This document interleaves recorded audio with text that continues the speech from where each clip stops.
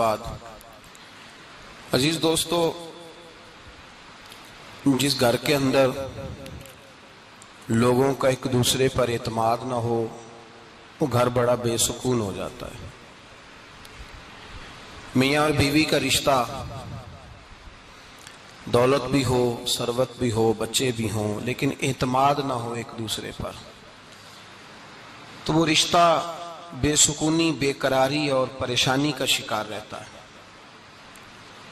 دو دوست، دو پارٹنر بڑے دیانتدار بھی ہوں، لیکن اگر ایک دوسرے پر اعتبار نہ کریں تو اکٹھے بیٹھ کر بھی وہ ایک دوسرے کے ساتھ مخلص نہیں ہوتے، پریشانی اور تکلیف ہر وقت ان کے ساتھ رہتی ہے۔ اعتماد اور اعتبار اور یقین کی ضرورت ہر فرد کو ہے، اور اگر اس میں تھوڑی سی بھی کمزوری آ جائے یقین میں، اعتبار میں، تو ایک گھر نہیں چلتا، معاشرہ نہیں چلتا۔ عدم اعتماد ایک ایسی چیز ہے، دنیا میں پریشان تاجر وہ نہیں ہوتا جس تاجر کے پاس سرمایہ نہیں ہوتا۔ زیادہ تکلیف کا معاملہ اس تاجر کا نہیں ہوتا کہ جو چھوٹے درجے کا ہوتا ہے۔ سب سے زیادہ کمزور تاجر وہ ہوتا ہے جس پر لوگ اعتبار نہیں کرتے، جس کا مارکیٹ میں اعتبار اٹھ جائے، اعتماد اٹھ جائے، اس کی تجارت ٹھپ ہو جاتی ہے۔ لوگ کہتے ہیں یار یہ ٹھیک نہیں بندہ۔ اعتماد بنانا اور اعتبار قائم کرنا یہ دنیاوی طور پر کامیابی کی علامت ہے۔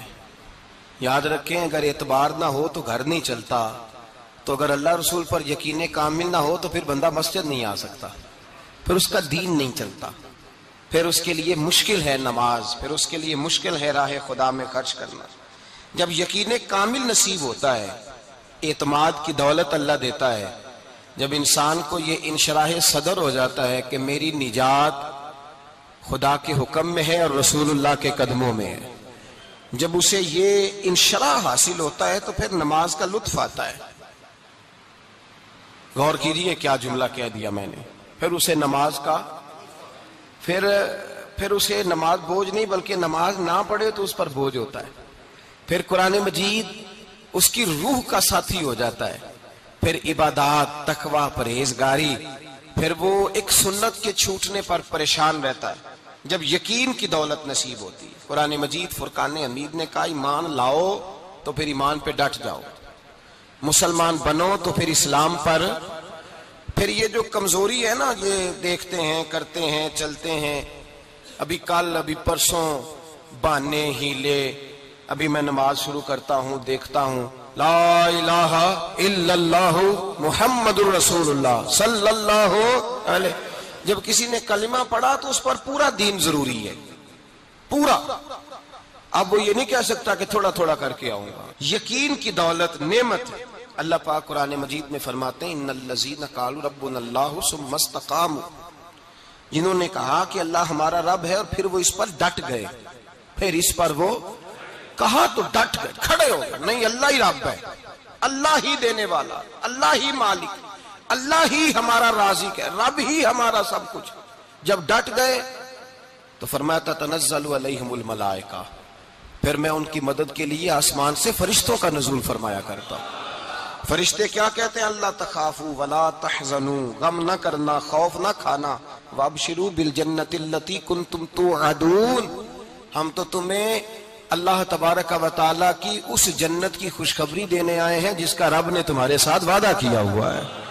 پھر فرشتوں کا نزول ہوتا ہے، لیکن شرط کیا ہے کہ ایمان لائے، اور پھر ایمان پر پھر یہ نہ سوچے کہ وہ کس طرح دے گا، وہ کیسے عطا کرے گا، وہ میری مدد کس طرح کرے گا، نظام کیسے چلے۔ ڈٹ جائے، کہے میرے اللہ کا حکم ہے تو میں نے حلال ہی کھانا ہے، میرے رب کا حکم ہے تو میں نے تھوڑے پہ ہی گزارا کرنا ہے، میرے مالک کا حکم ہے تو میں نے اپنی جیب دیکھنی ہے، دوسرے کی نہیں دیکھنی، میرے رب کا حکم ہے تو میں نے اس کی اطاعت میں رہنا۔ جب ڈٹ جائے گا اللہ کے احکامات پر، جب ڈٹ جائے گا تو اللہ فرماتا ہے پھر میں تیری مدد کے لیے فرشتوں کا نزول کروں گا۔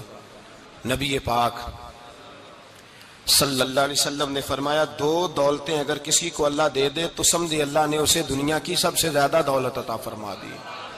دو دولتیں، دو قسم کا مال اگر اللہ کسی کو دے دے، دو قسم، یا رسول اللہ صلی اللہ علیہ وسلم وہ دولت کون سی ہے؟ تو حضور نے یہ نہیں فرمایا کہ اگر اللہ تبارک و تعالیٰ اسے سونا دے دے، چاندی دے دے، پیسے دے دے، جائیداد دے دے، اولاد دے دے، یہ نہیں۔ دیکھیے حضور نے دولت کس کو کہا؟ نبی پاک فرماتے ہیں دو قسم کا سرمایہ جس کو ملا اسے کائنات کی ہر نعمت مل گئی۔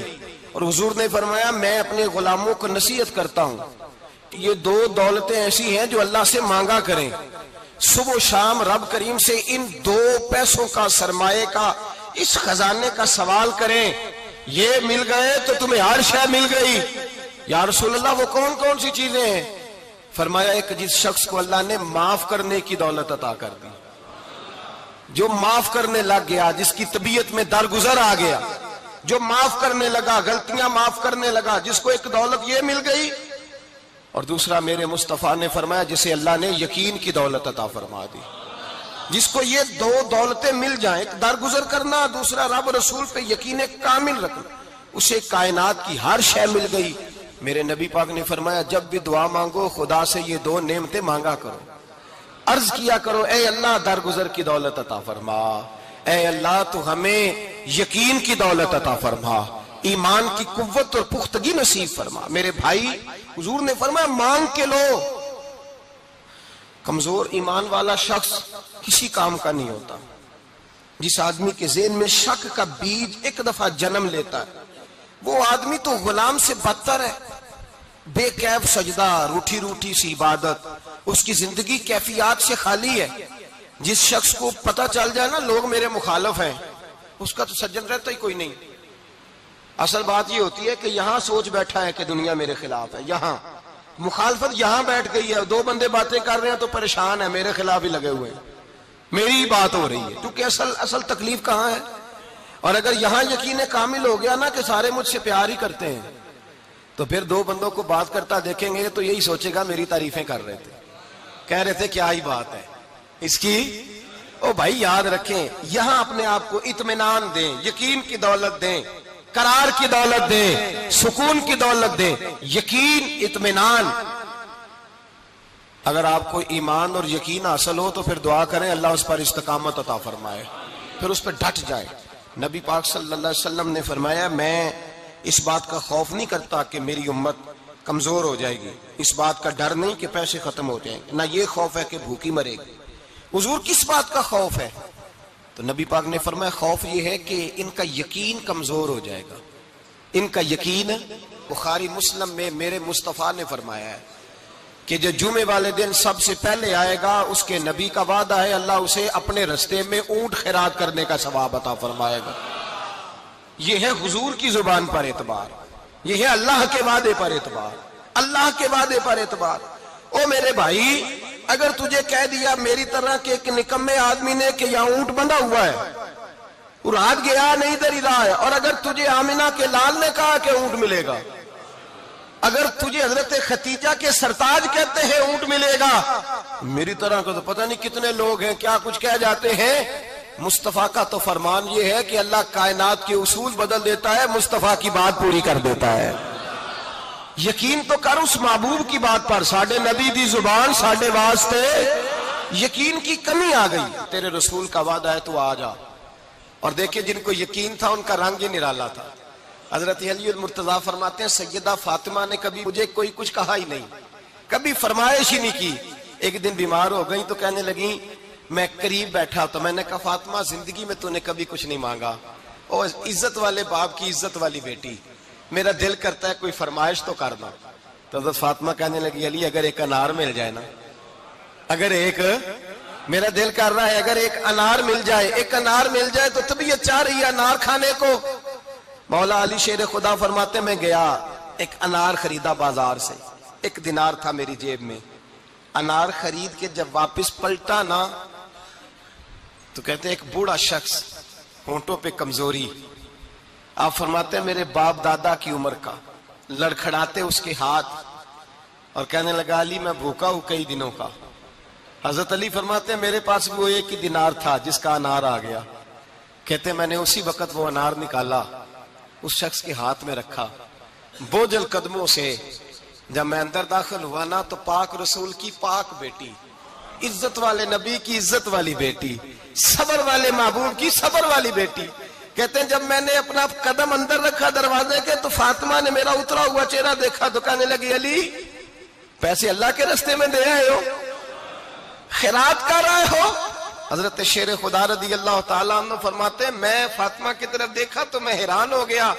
میں نے کہا فاطمہ تجھے، کہنے لگی مجھے یقین ہے آپ انار لینے گئے تھے، آپ نے خرید بھی لیا تھا، اور مجھے پتا ہے علی میرے ساتھ بے وفائی ہو ہی نہیں سکتی، یہ کسی سوالی نے مانگ لیا ہوگا. علی آ جا، مجھے انار کھانے سے وہ سکون نہیں ملا جو تو اللہ کے راستے میں دے آیا ہے تو سکون ملا ہے، کھانے سے نہیں ملا جو تیرے دینے سے ملا ہے.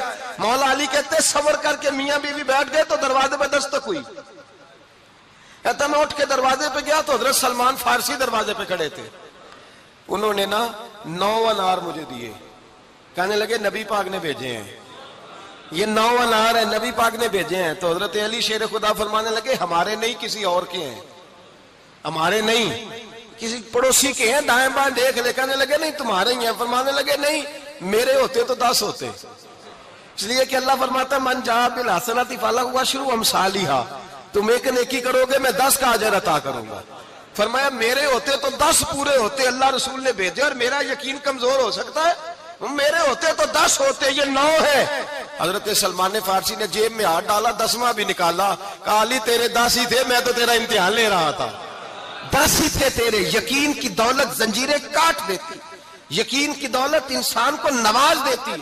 جب تو لڑکھڑاتا ہوا آیا ہے، میرے نبی پاک نے فرمایا یوں نہ کہا کر کہ یا اللہ چاہے تو دے چاہے تو نہ دے. جب مالک سے مانگ تو کہا کر یا اللہ تجھی سے مانگنا ہے، میں لے کے اٹھوں گا، تو مجھے دے گا. فرمایا جتنا تیرا یقین کامل ہوگا اتنا ہی اللہ تجھے جھولی بھر کے عطا فرمائے گا.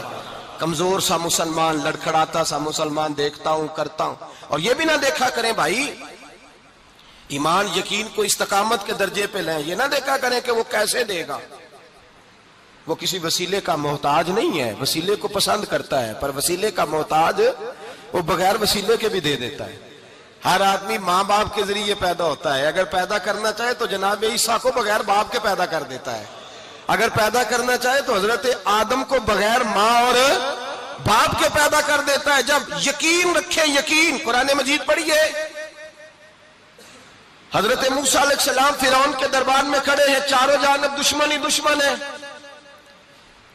جادوگر آ گئے، انہوں نے سانپ چھوڑے، حضرت موسیٰ کے ہاتھ میں ڈنڈا تھا. حضرت موسیٰ کہتے ہیں یا اللہ کیا کروں؟ تو اللہ تعالیٰ نے فرمایا اپنا عصا پھینک دو. کہنا چاہیے تھا نا کہ یا اللہ ایک ہی تو شے ہے، اتنے سانپ ہے، بچانے کے لیے ڈنڈا ہے وہ پھینک دوں. ڈنڈا پھینکا جاتا ہے، سانپ کو دیکھ کر کے قابو کیا جاتا ہے. یہ میرا اور آپ کا ذوق ہے نا، لیکن انبیاء کرام کا انداز ملاحظہ کیجئے میرے عزیزو. اللہ فرماتے ہیں ڈنڈا، اے موسیٰ ڈال دے اپنا عصا. پہلے نہیں فرمایا کہ سانپ بن جائے گا، فرمایا بل تو ڈال دے. میں اور آپ ہوتے ہیں تو سانپ سامنے ہے، ڈنڈا ہاتھ میں ہے، ہم کہیں گے عجیب بات ہے، یہی تو دفاع کی چیز ہے، اسی کو ڈال دوں تو بچوں گا کیسے؟ کہا ڈال دو. تو حضرت موسیٰ نے ڈال دیا. کہا میرے رب کا حکم ہے تو میرے لیے بہتر ہی ہوگا. اللہ فرماتے ہیں جب موسیٰ نے ڈالا تو میں نے اس ڈنڈے کو، اس عصا کو اژدہا بنا دیا. اب کبھی عصا بھی اژدہا بنے، کبھی چھڑی بھی بہت بڑا اژدہا بنی ہے، لیکن قرآن کہتا ہے جناب موسیٰ نے ڈالا تو اللہ نے اژدہا. بلکہ اس سے پیچھے چلیے، عورتیں کمزور یقین کی ہوتی ہیں نا. جناب موسیٰ پیدا ہوئے تو اللہ فرماتے ہیں میں نے موسیٰ کی ماں کے دل میں بات ڈالی، ماں کے دل میں صندوق میں ڈال کے تو اس کو دریا میں بہا دے. اور بھائی صندوق میں کہہ سکتے ہیں نا آکسیجن کیسے جائے گی، اور دریا میں بچے بچنے کے لیے ڈالے جاتے ہیں کہ ڈوبنے کے لیے ڈالے جاتے ہیں. ماں کے دل میں یقین کمزور نہیں تھا اماں کا. انبیاء کے ماں باپ موحد ہوتے ہیں، دین کو ماننے والے. ماں کے دل میں اللہ نے باپ، اللہ قرآن میں کہتے میں نے وحی کی، میں نے القاء کیا، میں نے بات ڈالی. حضرت موسیٰ کی ماں کہتی ہے میں نے ڈال کے نا سمندر میں بیٹا، میں نے سمندر میں بیٹا ڈال کے صندوق میں بند کر کے رب کے حوالے کیا. آپ فرماتے ہیں میرے مالک کا بھروسہ کیا تو پھر میرے مالک کا کام دیکھو، کمال دیکھو. میں نے دریا میں ڈالا، اللہ نے فرعون کے گھر میں میرے بیٹے کی پرورش کرا دی. یہ یقین کہ حضرت موسیٰ کے پاس قوم آئی، قرآن پڑھیے. کہا جناب پانی چاہیے. وَإِذِ اسْتَسْقَىٰ مُوسَىٰ لِقَوْمِهِ، موسیٰ نے اپنی قوم کے لیے پانی مانگا، ہم نے کہا فن فاجرت من حسنۃ عشرۃ عینا، اپنا ڈنڈا پتھر پہ مارو۔ عقل والا آدمی ہوتا تو اڑ جاتا، کہتا یا اللہ پتھروں سے بھی کبھی پانی نکلا ہے؟ اضرب بعصاک الحجر، مارو پتھر پہ ڈنڈا۔ اللہ کے نبی نے منٹ نہیں لگایا، ٹھا کر کے ڈنڈا لگایا۔ فن فاجرت من حسنۃ عشرۃ عینا، اللہ فرماتے ہیں جناب موسیٰ نے ایک عصا مارا، میں نے 12 چشمے جاری کر دیے۔ تو لے تو لا اللہ کرتا ہے، اللہ کہتا ہے پڑھ نماز روزی دوں گا، کہتا ہے سوچتا ہوں۔ اللہ فرماتا ہے آجا مسجد میں تیرا ہو جاؤں گا، کہتا ہے دیکھتا ہوں۔ رب فرماتا ہے تو میرے محبوب کی غلامی کر، میں تجھے محبوب بنا لوں گا۔ تو کہتا ہے تھوڑا بڑا ہو کے داڑھی رکھنی ہے، ابھی سیانا ہو کے میں ذرا سرٹیفکیٹ لے لوں اسرائیل سے کہ کتنے سالوں کے بعد آئیں گے، پھر شروع کروں گا۔ پروگرام بنا رہا ہے، ابھی تو ارادے میں ہے۔ اللہ کے پیغمبر کا ڈنڈا، اور اس سے زیادہ آگے بات ہو گئی۔ پیچھے فوج لگی ہوئی ہے فرعون کی، مجمع ہے، ہزاروں لاکھوں کا لشکر لے کے، تلواریں نیزے، فرعون پیچھے، آگے دریا آ گیا۔ حضرت موسیٰ علیہ السلام کھڑے ہیں، اب کدھر جائیں؟ اللہ پاک نے فرمایا مارو ڈنڈا۔ کہاں؟ پانی پہ ڈنڈا مارو۔ اب حضرت موسیٰ علیہ السلام پانی پہ ڈنڈا مارے تو پانی ابھرے گا، اس سے زیادہ کیا ہوگا؟ پہلے پتھر پہ ڈنڈا مروایا تو پانی نکلا، اب پانی پہ ڈنڈا مروایا۔ فَإِذْ فَرَقْنَا بِكُمُ الْبَحْرَ فَأَنْجَيْنَاكُمْ وَأَغْرَقْنَا آلَ فِرْعَوْنَ، اللہ فرماتے ہیں موسیٰ نے پانی پہ ڈنڈا مارا تو میں نے پانی میں رستے بنا دیے۔ ایک جگہ ڈنڈا مارا تو پانی نکل آیا، دوسری جگہ عصا مارا تو پانی خشک ہو گیا، 12 چشمے بن گئے، 12 رستے بن گئے دریا میں سے۔ حضرت موسیٰ علیہ السلام گزر گئے، اور اللہ فرماتے ہیں فرعون بھی آیا تو اسے میں نے غرق کر دیا، اور وہ کھڑا دیکھتا ہی رہ گیا کہ بنا کیا ہے۔ یہ تو بات ہے حضرت موسیٰ کی، میرے مصطفیٰ کے غلام۔ حضرت سعد بن ابی وقاص قادسیہ کی جنگ کے لیے نکلے، رستے میں دریائے نیل آ گیا۔ حضرت سیدنا سعد بن ابی وقاص اب کہاں سفر طے کر کے آئے، کہتے ہیں پتہ ہی نہیں تھا کہ دریا آ جائے گا، اب دور دور تک پل کوئی نہیں۔ صحابہ کہتے ہیں دشمن للکار رہا، حضرت سعد بن ابی وقاص دریا کنارے کھڑے ہوئے، ایمان، یقین اور استقامت، ڈٹ گئے۔ کہنے لگے او دریا، اگر تو حضرت موسیٰ کی نافرمان قوم کو رستہ دے سکتا ہے، محمد عربی کے وفادار نوکر ہیں، ہم تو رسول اللہ کے ماننے والے ہیں، دشت تو دشت ہے، دریا بھی نہ چھوڑے ہم نے، بحر ظلمات میں دوڑا دیے گھوڑے ہم نے، فرمایا چھوڑ رستہ۔ صحابہ کہتے ہیں اس وقت ہم نے نعرے لگائے جب دریا نے رستہ ہی چھوڑ دیا۔ کہتے ہیں پھر اللہ رسول پر ہم ذکر کرنے لگے، درود پڑھنے لگے، دریا سے رستے بن گئے۔ فرماتے ہیں 10,000 کا لشکر گزر گیا، اس پار جب گیا نا تو حضرت سعد بن ابی وقاص نے پھر مجمع پہ نظر ڈالی، فرمایا کسی کی کچھ ہے تو نہیں رہ گئی پانی میں، کوئی دریا میں چیز تو نہیں رہ گئی؟ ایک صحابی کہنے لگے میرا مٹی کا پیالہ رہ گیا ہے۔ یار ذرا دیکھیے انداز دیکھیے، مٹی کا پیالہ، او یار چھوڑ پرا، مٹی کا پیالہ کیا ہوتا ہے؟ اب تو مٹی کے پیالے کی بات کرے گا، چھوڑ دے، کیا کرتا ہے؟ اس نے کہا پیالہ میرا رہ گیا ہے۔ تو حضرت سعد بن ابی وقاص کہنے لگے کیوں ہمارا پیالہ رہ جائے، ہم رسول اللہ کے نوکر ہیں۔ ایمان، یقین اور استقامت کی دولت۔ پھر دریا کی طرف دیکھا، کہنے لگے چل یار ہمارا پیالہ بھی واپس کر دے۔ صحابہ کہتے ہیں دریا کی لہر آئی اور پیالہ بھی واپس کر گئی۔ اور میرے بھائی جب ایمان کی دولت، یقین کی دولت، اعتماد کی دولت، جو بابا کہتا ہے نا کہ معاذ اللہ تعالیٰ الو کا خون لے آؤ اور شیر کی کھلڑی لے آؤ، میں کالا پیلا نیلا جادو کروں گا، اس پر لوگ دوڑ کے جاتے ہیں، 50-60 ہزار روپیہ بھی دے آتے ہیں دوڑ کے۔ اور اگر کہا جائے کہ مسجد آؤ 4 رکعت نماز پڑھو، حاضری دو مسجد کی، تو کہتے ہیں معرفت والے ہیں، معرفت والے نمازیں نہیں پڑھتے۔ وہ کون سی معرفت ہے؟ یہاں اللہ کی بارگاہ میں جھکنے کا، چونکہ یہ لیٹ ہے نا، یہ پتہ نہیں جنت میں جا کے ملے گا، کب ملے گا، معاذ اللہ۔ لوگ دنیا داری کے معاملے میں پس جاتے ہیں، حکمران نے وعدہ کر دیا ہے سڑکیں پکی ہو جائیں گی، خوشحالی ہو جائے گی، موجیں لگ جائیں گی، لوگ لائنوں میں کھڑے ہیں ووٹ دینے کے لیے، اور تیرے رب نے کہا ہے تو مجھ سے ڈر جا، میں تیری دنیا بھی اچھی کر دوں گا، آخرت بھی اچھی کر دوں گا، تو ادھر آ میری بارگاہ میں جھک۔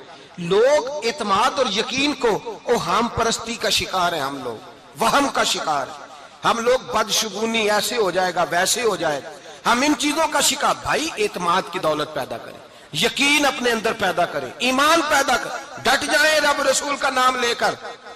حضرت عمر کا زمانہ تھا، مصر فتح ہو گیا، حضرت عمر بن عاص گورنر بنے، رواج یہ تھا مصر کے اندر کہ ایک دریا چلتا تھا، دریائے نیل، اور سارے مصر کا انحصار اسی دریا پہ تھا. فصلوں کو پانی بھی لگتا اسی سے، جانور بھی اسی سے پانی پیتے، کھیتیاں بھی اسی سے سیراب ہوتی. سال کے بعد وہ دریا خشک ہو جاتا تھا، سال کے بعد وہ دریا خشک ہوتا، اور جب خشک ہوتا نا تو ایک کواری لڑکی قتل کر کے دریا میں ڈالتے، پھر وہ دریا چلتا. آج بھی بہت ساری جگہوں پہ اوہام پرستی ہے، کہتے ہیں ہمارے آستانے کا طریقہ ہے. میں نے کہا آستانے کا اس آستانے کا طریقہ ہوتا ہے جس آستانے کا تعلق در مصطفیٰ سے ہوتا ہے.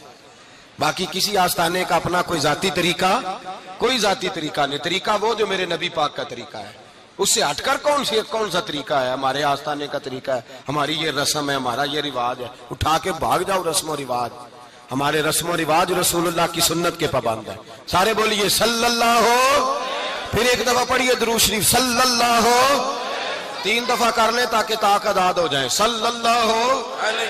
نبی پاک صلی اللہ علیہ وسلم کا طریقہ اصل طریقہ ہے.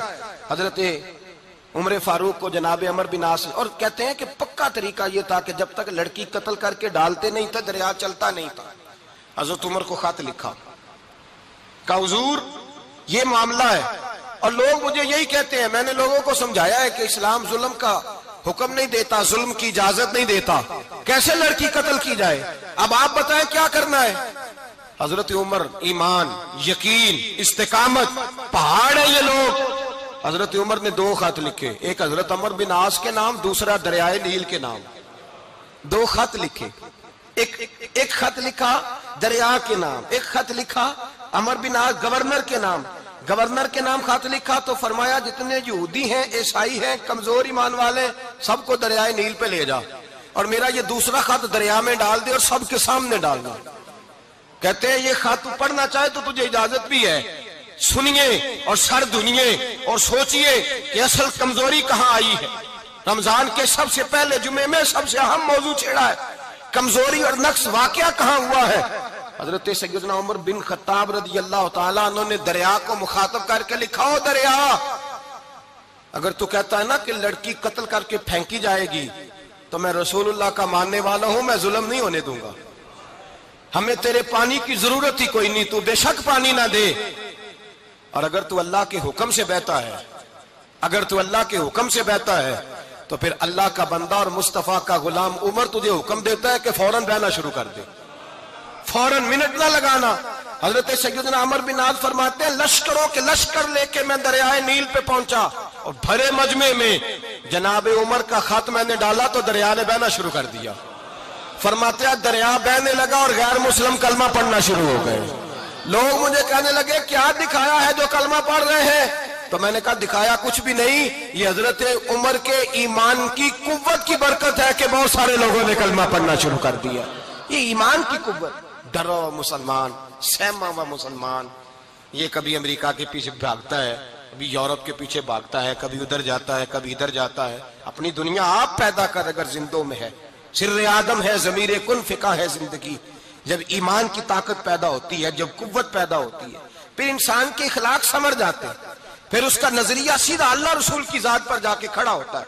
جنہیں آزمایا گیا تھا حضرت ابو بصیر رضی اللہ تعالیٰ. ہمیں تو تھوڑا سا جھٹکا لگ جائے نا مذہب کا، تھوڑا سا لوگ دین کی طرف آتے ہیں، اس میں نا تھوڑی تکلیف ہے. صحیح بخاری کی حدیث، اس میں تکلیف ہے، سچ کہہ رہا ہوں، صحیح بخاری کی حدیث ہے. ایک صحابی نے کہا تو حضور میں آپ سے پیار کرتا ہوں. نبی پاک نے فرمایا اچھی طرح سوچ لے. سونے نہیں پیار ہے. فرمایا چل پھر سوچ لے. حضور بڑا پیار. میں سوچ لے. کہا محبوبہ بڑا پیار ہے. نبی پاک نے فرمایا پھر تیاری کر لے. جس طرح گہری جگہ پہ پانی تیزی سے آتا ہے، تیری طرف مشکلات بھی تیزی سے آئیں گی، تیزی سے. یہ شہادت گاہ الفت میں قدم رکھنا. لوگ آسان سمجھتے ہیں مسلمان ہونا. ذرا اچھی طرح سوچ لے. جو مجھ سے محبت کا دعویٰ کرے گا اسے تکلیف ہے، بولو اسے تکلیف ہے. یہ پکی بات. جو محبت میں مخلص ہو وہ دیکھ لے میں آزمائش میں کتنا ہوں. تو اگر کوئی کہتا ہے نہیں مذہب میں جائیں گے تو موجیں لگ جائیں گی، تو یہ بات درست نہیں ہے. یہ تو بڑا مشکل کام ہے. یہ تو اس سے پوچھو نا جو اس منصب پہ ہے. ایک کٹھن مرحلہ ہے، کٹھن. یہ شہادت کا ہے الفت میں قدم رکھنا. لوگ آسان سمجھتے ہیں مسلمان ہونا، روتا ہے فلک برسوں، پھر جا کے یہ حالات درست ہوتے ہیں. تو بھائی یاد رکھیں اور سمجھیں. حضرت ابو بصیر رضی اللہ تعالیٰ عنہ، نبی پاک صلی اللہ علیہ وسلم نے طے کر لیا کفار کے ساتھ حدیبیہ کی جنگ ہوئی تو فرمایا اگر کوئی مسلمان مکے چلا جائے گا تو کافر کہنے لگے ہم واپس نہیں کریں گے، اور اگر کوئی کلمہ پڑھنے والا ستایا ہوا مسلمان مدینے آئے گا تو مسلمانوں کو واپس کرنا پڑے گا مسلمان اپنا بندہ نہیں رکھ سکتے۔ اور مسلمانوں کا کچھ شخص غلطی سے بھی مکے چلا گیا تو مکے والے واپس نہیں کریں گے۔ حضرت ابو بصیر رضی اللہ تعالیٰ عنہ صحابی تھے، باپ نے، بھائی نے، محلے والوں نے قید کیا ہوا تھا کلمہ پڑھنے کی وجہ سے، پیروں میں زنجیریں تھیں، بیڑیاں تھیں، کسی طریقے سے جیل توڑ کے دوڑے مدینے پہنچے۔ کہتے ہیں رستے میں کسی آدمی کے ساتھ گھوڑے پہ کچھ دیر بیٹھا، پھر پیدل چلا۔ صحابہ کہتے ہیں اتنا دردناک منظر بڑا کم ہم نے دیکھا۔ ابو بصیر جس گلی سے گزرتے وہاں خون پھیل جاتا، ان کی ٹانگیں خون سے کٹتی، وہ زنجیریں بندھی ہوئی، در رسول پہ حضور میں بھاگ کے آیا ہوں۔ کہتے ابھی نبی پاک صلی اللہ علیہ وسلم ان کی بات سن ہی رہے تھے کہ پیچھے سے قریش کے 2 سپاہی بھی آ گئے، کہنے لگے یہ بھاگ کے آیا ہے اور آپ کا وعدہ تھا کہ آپ واپس کریں گے۔ چشم زدن میں ذرا سوچنا، چشم زدن میں تھوڑی دیر کے لیے غور کرنا کہ ہمیں ہمارا استاد، ہمارا پیر دھتکار دے کہ جا دوڑ جا، تو کہتے ہیں بسم اللہ جناب یہ جا رہے ہیں۔ ایمان کی پختگی دیکھیں، اس نے تو ہمیں نکال ہی دیا جی، وہ کیسا بندہ ہے، یہاں تو کسی کے یہاں کوئی فاتحہ پڑھنے نہ جائے تو لوگ بگڑ جاتے ہیں۔ کہتے ہیں اس نے سلام نہیں لی، فاتحہ نہیں پڑھی، بس ختم، اس کو احساس ہی نہیں۔ حضرت سیدنا ابو بصیر سامنے کھڑے ہیں، سامنے 2 سپاہی آ گئے، ذرا دیکھیے ایمان کی پختگی، ایمان، یقین اور استقامت۔ امام بہقی نے دلائل کے اندر لکھا ہے، فرماتے ہیں نبی کریم صلی اللہ علیہ وسلم نے ان کی طرف دیکھا تو حضور کی مقدس آنکھیں آنسوؤں سے بھر گئیں۔ حضور نے فرمایا ابو بصیر تیری تکلیف مجھے نظر آ رہی ہے، پر میں نے وعدہ کیا ہوا ہے، میں نے وعدہ، بھئی یہاں ڈٹ کے رہنا بڑا مشکل ہے، یہاں قائم رہنا بڑا کٹھن مرحلہ ہے، یہاں آزمائش کے موقع پر دین پر انہوں نے تو رکھا ہی نہیں، لوگ تانے دیتے ہیں، باتیں کرتے ہیں، رکھا ہی نہیں، تو پھر ان کا بنتا ہے۔ حضور نے فرمایا تجھے جانا پڑے گا۔ صحابہ کہتے ہیں پورے مدینے میں ایسے تھا جیسے سوگ کا سما ہو۔ جب وہ 2 سپاہی حضرت ابو بصیر کو پکڑ کے لے جا رہے تھے تو وہ پلٹ پلٹ کے پیچھے دیکھتے تھے، پلٹ پلٹ، پیروں میں خون ہے، آنکھیں آنسوؤں سے بھری ہوئی۔ فرماتے ہیں جب وہ پلٹ رہے تھے تو مدینے کی گلیاں بھی رو رہی تھی۔ میرے نبی پاک جب وہ آنکھوں سے اوجھل ہو گئے تو حضور بیٹھ گئے زمین پہ، نبی پاک نے رونا شروع کر دیا۔ فرمایا اللہ تو نے اس شخص کی مدد فرمانی ہے، اس پر کرم کرنا ہے، اللہ اس کا خیال فرمانا، اس کے لیے دعا کی۔ حضور روئے۔ حضرت ابو بصیر باہر نکلے تو وہ جو کافر تھے نا وہ کہنے لگے تو بڑا بنتا تھا ان کا، انہوں نے تجھے رکھا نہیں، تجھے رکھا بھی نہیں۔ تو حضرت ابو بصیر نے تھپڑ مارا منہ پہ، کہنے لگے میں وہ نہیں جو تھوڑی سی بات سے بدل جاؤں، ایمان، یقین اور استقامت کی دولت ملی ہوئی ہے۔ آپ فرمانے لگے میرا تو ایمان اور پختہ ہو گیا ہے کہ میرا نبی اپنے وعدوں کا بڑا پابند ہے، میرا رسول اپنے وعدوں کا بڑا پابند ہے۔ حضرت ابو بصیر کہتے ہیں مدینے کی سرحد گزر گئی تو میں نے کھینچی تلوار، ان میں سے ایک سپاہی، اب آؤ میرے مقابلے میں جس نے آنا۔ ایک کو مارا، دوسرا بھاگ گیا۔ فرماتے اب میں مکے جا نہیں سکتا تھا، جاؤں گا تو وہ زیادہ ماریں گے، مدینے حضور نے قبول نہ فرمایا۔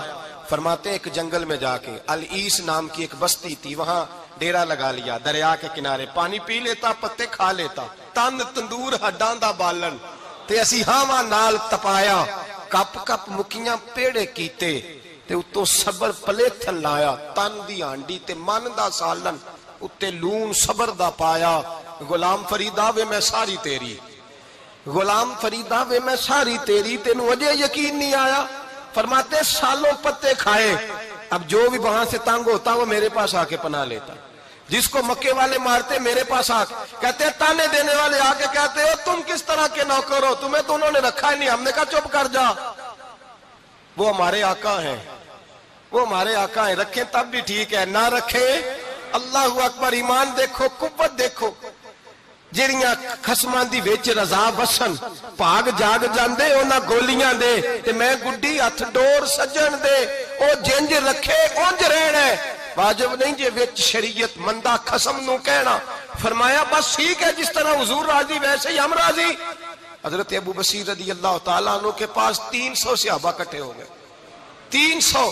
حضرت ابو بصیر جب مدینے کی سرحد سے گزر رہے تھے نا تو نبی پاک نے ایک آواز دی تھی، فرمایا ابو بصیر ایک وقت آئے گا کہ میرا پیغام تجھ تک پہنچے گا، ایک ٹائم آئے گا، حضرت ابو بصیر سے جب کوئی کہتا نا کہ زندہ کس بات پہ ہو، تو فرمانے لگے مصطفیٰ کے فرمان پہ بڑا یقین ہے، بلاوا آئے گا، مجھے بلاوا، مجھے یقین ہے کہ مجھے بلاوا، بڑی امید ہے سرکار قدموں میں بلائیں گے، اور کرم کی جب نظر ہوگی مدینے، مجھے یقین ہے کہ مجھے بلاوا۔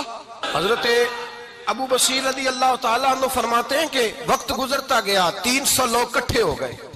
جب کوئی مسلمانوں کا قافلہ مکے کے پاس سے گزرتا تو مکے والے لوٹ لیتے تھے۔ حضور نے بھی اجازت دی مدینے والوں کو، اگر ان کا قافلہ کوئی آئے تمہیں بھی حملے کی اجازت ہے، کفر کا مال مال غنیمت ہے۔ حضرت ابو بصیر کہتے ہیں جب بھی ہمارے قریب سے وہ رستہ تھا شام کی طرف جانے کا، جب بھی کافر گزرتے ہم ان کے قافلے پکڑ لیتے، لوٹتے، ہم بھی ان کو اس طرح کی سزا دیتے جو مسلمانوں کو دیتے تھے۔ فرماتے ہیں ان کا جینا محال ہو گیا، ہاتھ باندھ کے نبی پاک کی بارگاہ میں گئے، کہنے لگے یہ شرک ختم فرما دیں اور آپ ان کو بلا لیں، بلا لیں۔ حضرت ابو بصیر فرماتے ہیں میں بوڑھا آدمی تھا، دن بھر میں کام کرتا، محنت کرتا، اس علاقے میں کھیتی باڑی کرتا، جب رات ہوتی تو میں کسی پہاڑ کے ٹیلے پہ بیٹھتا اور مدینے کی جانب منہ کر لیتا، اور میں انتظار کرتا بلاوا کب آئے گا، کب حضور کا پیغام آئے گا، میں انتظار کرتا۔ حضرت ابو بصیر رضی اللہ تعالیٰ عنہ بیمار ہو گئے، شدید بیمار، سخت بیمار تھے، تو قریش نے شیخ ختم کی۔ حضرت ابو ہریرہ کہتے ہیں نبی پاک نے 2 صحابہ کو رکا دیا، فرمایا جاؤ اسے جا کے کہو آ جائے، اسے کہو آ جائے۔ صحابہ کہتے ہیں ہم پہنچے تو ان کا آخری وقت چل رہا تھا، آخری ہجکیاں تھیں، ایمان اور یقین دیکھو، آخری ہجکیاں۔ لوگ کہتے ابو بصیر وقت آ گیا، وہ کہتے ہیں نہیں ابھی وقت نہیں آیا، وقت تب آئے گا جب نبی پاک کا بلاوا آئے گا۔ حضور کا وعدہ تھا وقت تب آئے گا جب میرے نبی کا بلاوا آئے گا، ابھی بلاوا نہیں آیا، تو ابو بصیر کا وقت بھی نہیں آیا۔ صحابہ کہتے ہیں ہم نے جا کے رکا تھمایا، اٹھنے کی بھی طاقت نہیں تھی۔ جب حضور کا رکا لیا نا تو دونوں یوں مٹھیاں بند کر لی، گویا جھوم جھوم کے نعرے لگانے لگے آؤ دیکھو میرے نبی کے وعدے کتنے سچے ہیں، آؤ دیکھو حضور کے وعدے، چومتے حضور کا نامہ، سر پہ رکھتے، سینے سے لگاتے، اور کہتے ہیں پھر بلند آواز سے کلمہ پڑھنے لگے، کہنے لگے حضور میں حاضر ہوا، یا رسول اللہ میں آیا، کہتے بلند آواز سے کلمہ پڑھا اور ان کی روح پرواز کر گئی، ان کی روح پرواز کر گئی۔ نبی رحمت صلی اللہ علیہ وسلم کے غلاموں کا یقین، اعتماد اتنے اعلیٰ درجے کا، کمزور مسلمان، دائیں بائیں دیکھتا مسلمان، کفر کے وعدوں پر اعتبار کرتا، یہودی عیسائی اور سکھ کے وعدوں پر اعتبار کرتا، دنیا دار ٹھگ اور چور کے وعدوں پر اعتبار کرتا، یہ رب کریم کے وعدے پر اعتبار نہیں کرتا، یہ اللہ رسول کے ساتھ اپنی توجہ کو مبذول نہیں کرتا۔ میرے رسول کریم سید عالم صلی اللہ علیہ وسلم کے غلاموں نے اعتماد کر کے، یقین کر کے ہمیں بتلایا ہے کہ جب تیرے پاس یقین کی دولت ہوتی ہے پھر تو دنیا کا طاقتور آدمی ہوتا ہے، جب تیرے پاس ایمان کی قوت ہوتی ہے تو دنیا کا سب سے مضبوط شخص ہوتا ہے۔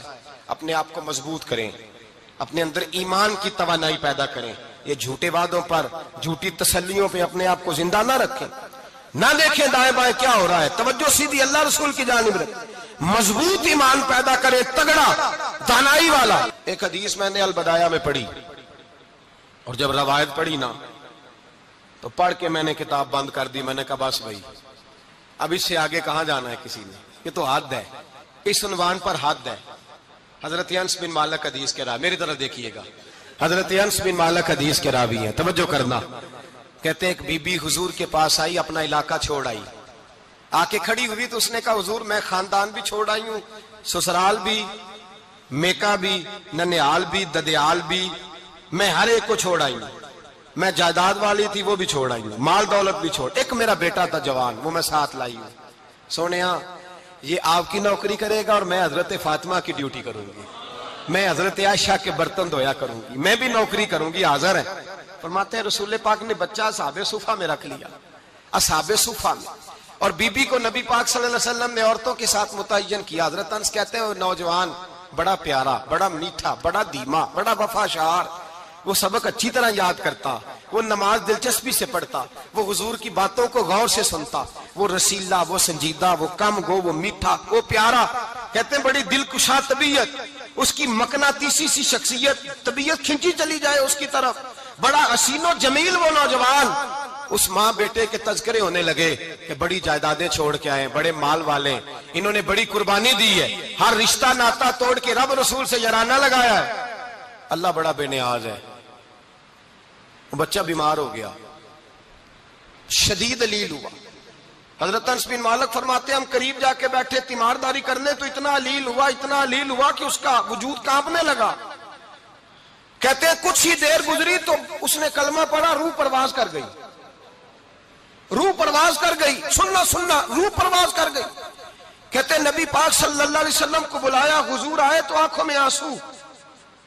نبی پاک صلی اللہ علیہ وسلم نے سر پہ ہاتھ پھیرا اور پہلے حضور نے جملے ارشاد فرمایا تم غسل دو، کفن دو، میں خود اس کا جنازہ پڑھاؤں گا۔ پھر حضور نے فرمایا نہیں، اسے غسل نہیں دینا، ارادہ بدل گیا ہے، پروگرام تبدیل ہو گیا، اسے غسل نہیں دینا، کفن نہیں دینا۔ حضور کیا کرے؟ فرمایا اس کی اماں کو جا کے بتاؤ۔ یہ نہیں فرمایا بلا کے لاؤ، اماں کو جا کے بتاؤ۔ حضرت انس کہتے ہیں میں نے کوئی نرالا سے رنگ دیکھا، کوئی منفرد سا انداز دیکھا، ہمیں بھیج دیا اماں کو بلاؤ، اور خود نبی پاک اس کمرے سے نکل گئے اور حضور کے آنسو بھی یکدم خشک ہو گئے، مزاج بدل گیا، پریشانی بدل، اماں کو بلاؤ اس کی۔ پتہ نہیں ارادہ ہے محبوب کیا ہے، ارادہ ہے خدا کیا ہے۔ کہتے اس کی اماں کو جا کے خبر دی تو ماں کو تو بس کوئی اتنا بتا دے کہ بیٹا سائیکل سے گر گیا ہے، سائیکل سے گر گیا ہے۔ اماں ساری رات سوتی نہیں۔ ایک شاعر نے کہا تھا ایک مدت ہوئی میری ماں نہیں سوئی، میں نے ایک رات کہا تھا مجھے ڈر لگتا ہے، ایک رات کہا تھا مجھے ڈر لگتا ہے۔ یہ اپنے اپنے رنگ ہوتے ہیں، اپنا اپنا انداز ہوتا ہے۔ رمضان شریف کا مہینہ آتا تو میری اماں جی کہاں گری کا تیل منگاتی، چیزیں منگاتی، اور پھر زبردستی میں منع کرتا کہ اماں جی نہیں، آپ کیا کر رہی ہیں، میں تو تیل ویسے بھی ذرا کم استعمال کرتا ہوں، تو رگڑ رگڑ کے، اور نہیں کتابیں بڑی موٹی ہیں، فلاں چیز بڑی موٹی، اس کا رنگ تھوڑا نرالا ہے۔ اور یہ جو ماں کا رنگ ہے نا، اس جیسا رنگ دوسرا ملتا بھی کوئی نہیں دنیا میں۔ یہ اپنی مثال آپ ہی ہے۔ اماں کو کہا تیرا بیٹا، اماں ذرا دوڑی، گری، پھر اٹھی، پھر گری، پھر اٹھی، پھر گری، روتی ہوئی آئی۔ کہتے ہیں پیچھے وہ روئی، لیکن جب بیٹے کی میت کے قریب آئی تو اب نہیں روئی۔ کہتے ہیں ہمارے چہروں پہ نظر دے ڈالی اور کہنے لگی تمہارا کلاس فیلو فوت ہو گیا ہے، واقعی چلا گیا ہے؟ کہاں پردہ کر دے، واقعی کہاں؟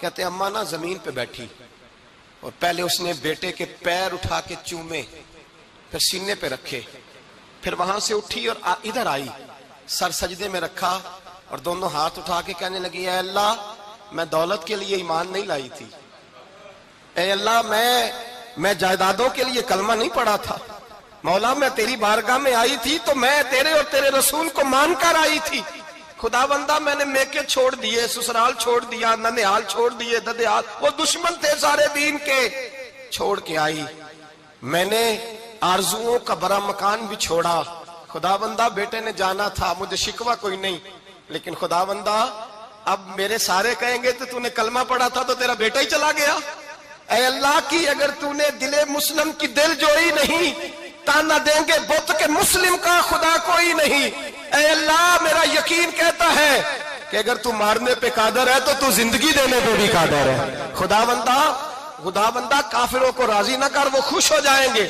وہ مجھ پہ تانے کسیں گے، پھپتیاں کسیں گے، اے عرش کے مالک رحمت کا دروازہ کھول، میں تیرے نبی کی بارگاہ ناز میں رہتی ہوں، نظر فرما۔